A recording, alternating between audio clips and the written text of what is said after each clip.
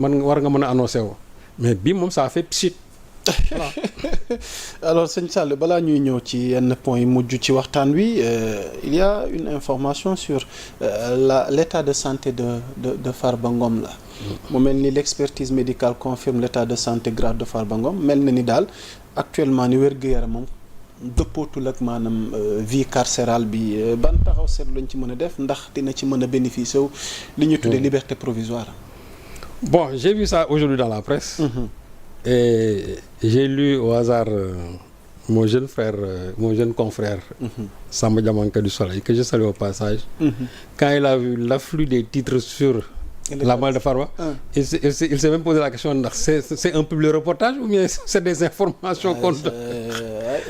Une telle question mérite d'être Non, posée quand même. presque la quasi-totale de presse, ils ont titré sur... Wow. État de santé Farba, état de Mais santé nous Farba. aussi, on sait comment ces une-là sont organisées. Oui. boo xëyee rek nga gis une yooyu affluent rek. xamal ne am na ñu fa jaar pour que gars yi mën a def une yi. ci yàlla. Et loolu ça décrédibilise la presse. Moi je suis pas content Farba Ngom yàlla na ko yàlla may wér su fekkee ne dafa yaramam dafa sutante mais ba léegi man sama wàll bopp man de personnellement gisuma këyit gu may wan ne Farba dafa tawat. presse bi aussi ma lire aussi gisuma kenn ku ma ci jox ay références en me disant que lii moo koy metti léegi docteur bi lii la wax gisuma ko. C'est vrai que je ne lis pas toute la presse mais am na yu ma jot a yor pour vérifier mais gisuma ko waaw mais ñi nga xamante ne dañu tawat te nekk biir kaso bi. am na fu ñu leen daan yóbbu. dañu leen yóbbu pavillon spécial parce que foofu moom lañ doon déjee.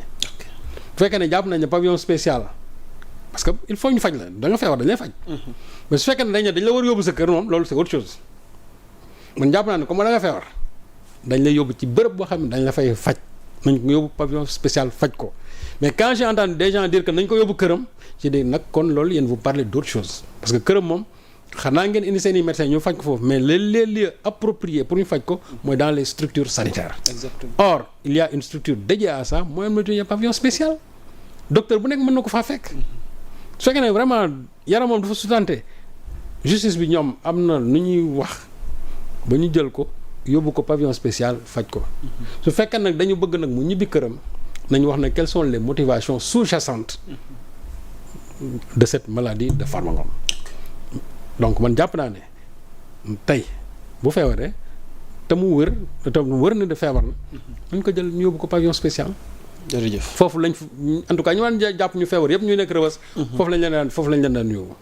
loolu leer na loolu daal moom en tout cas gis naa ko mais nag man j'ai beau chercher dans la presse bon je n'ai pas vu ce que vraiment je cherchais par rapport à la maladie de Farba Ngom. ok alors Serigne Saliou dañuy ñëw ci sunu njabootu bopp muy la presse. mu mel ni am na ay concertation yu war a tàmbali par rapport ak sunu secteur bi ndax jafe-jafe yi ci nekk. waaye laataa ngay xuus loolu ñu bëgg am sa décryptage sa njàngat. parce que mel na nag sa jigéen Aïssatou Diop Fall. waaw jubilé na nag. créé na ndam du tuut nag. waaw nee na daal yàlla. mujj na ko defal ndam. ci kaw ministère bi nga xamante ne Aliou Sall ko jiite. muy communication mais foofu tamit ñu bëri bëgg cee poser débat est-ce que la démarche bi nga xamante ne moom la ministère bi jël. pour réguler assainir secteur bi. est-ce que c'est la bonne démarche noo jàngatee ndamu Aïssatou Diop Fall. waaw tout d'abord ma consoeur et ma sœur de surcroît. vraiment ma sœur nag de. vraiment maa ngi koy nuyu bu baax a baax a baax a baax. et puis vraiment bu fekkente ne loolu ñuy wax noonu lu am la. vraiment man de maa ngi koy rafetlu. parce que nous sommes dans le secteur de la presse. donc nit bu fekkente ne dafa am lu mu doon wut am ko. da nga ko ciy jàppale baax surtout que c'est Aïssatou. mais je suis toujours circonspect par rapport ak li may gis souvent ci presse bi parce que xam nga aussi le travail journalistique dafay laaj chaque fois yu mel ni su amee nga jël source bi nga am ci une conviction profonde. Tu en fais vraiment ta religion. Moi j'ai demandé l'arrêt de la Cour suprême qui déboute le ministre en tout cas de la communication.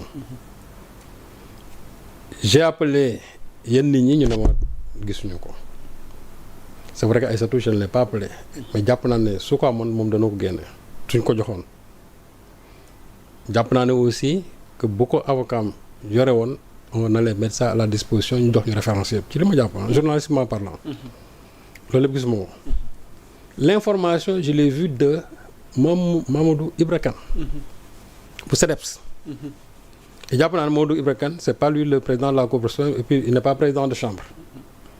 donc moom fa mu jaar ba am ko. avocat bi normalement devait être le premier à disposer en tout cas de cette information là et c'est Kane qui nous informe. te Kane li muy informer aussi gisuma benn référence boo xam ne joxe na ko je ne dis pas que kii mais man je dis professionnellement parlant parce que aussi nit looy wax da ngay def ay vérifications nga gën a prévenir ça n'enlève en rien sur vraiment l'existence peut-être de cet arrêt là boo amee. mais man je dis en tant que journaliste j'ai cherché j'ai appelé le DIRCOM Habibou le DIRCOM. Habibou Diawa. ma ne ko j'ai besoin de l'arrêt bi nga xamante ne mooy débouter seen ministère bi.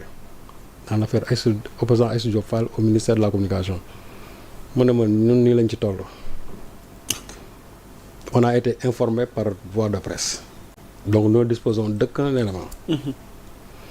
depuis lors ba léegi il y a pas amul benn jour bu mooy toog te du ma ko. du ma ko laaj. ba tey jii nag gisuma document bi. moo tax dama ci ànd ak circonspection. ok parce que il est arrivé ici une fois. avocats yi yenn avocats yi génn wax fi benn affaire arrêt bi génn ndekete la ñu doon wax dara du ci dëgg ba man su la ñëwoon naa ko.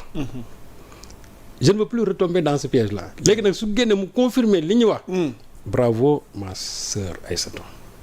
am na solo. waaw et su moom lu ma gënal buy génn nga am ci ndam mais nag comme que këyit gi génnagul. mën naa wax ne dama ci ànd ak mesure ba keroog may gis arrêt bi nga xamante ne. moom mooy consacrer vraiment le déboutement du ministère de la communication moo tax mbir mi man yaa Moussa dama ci ànd ak toujours réserve comme on dit ça n'enlève en rien nag li nga xamante ne moom la vraiment nit ñi di ndamoo mais j'ai dit que moi je devais recevoir l'information de quelqu'un d'autre plutôt que vraiment de quelqu'un du CDEPS et donc je connais vraiment les positions aussi par rapport au ministère. Parce que Mamadou Ibra Kane, bon, c'est quelqu'un quand même qui est très radical vis-à-vis du ministère. Chaque fois qu'il parle du ministère de la communication, il est toujours dans ses états. Donc quand une personne pareille m'informe, man dama ci ànd ak ay réserve. Cela ne veut pas dire que amut, mais nag dama ciy ànd ak réserve ba keroog nag ñu gënal ma këyit gi. su boobaa nag journalistiquement parlant. man lu ma ci war a wax lu ma ci war a bind dinaa ko ci bind. ok alors ëllëgu sunu secteur bi rek nga tënk ko vu jafe-jafe yi ñuy dund ak ëllëg gi ñu ci war a séentu parce que fi mu ne nii bëri na kër yéenekaay yi nga xamante ni employé yaa ngi fay dund jafe-jafe waaye ñoom employeurs yi tamit ñu ngi jàpp ni bëri na jafe-jafe yoo xamante ni tey seen rapport ak état ak conditions yi nga xamante ni tey ñu ngi séentu ay ndàmpaay ñu ngi séentu ay accompagnement.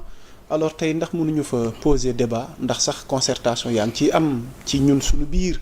pour que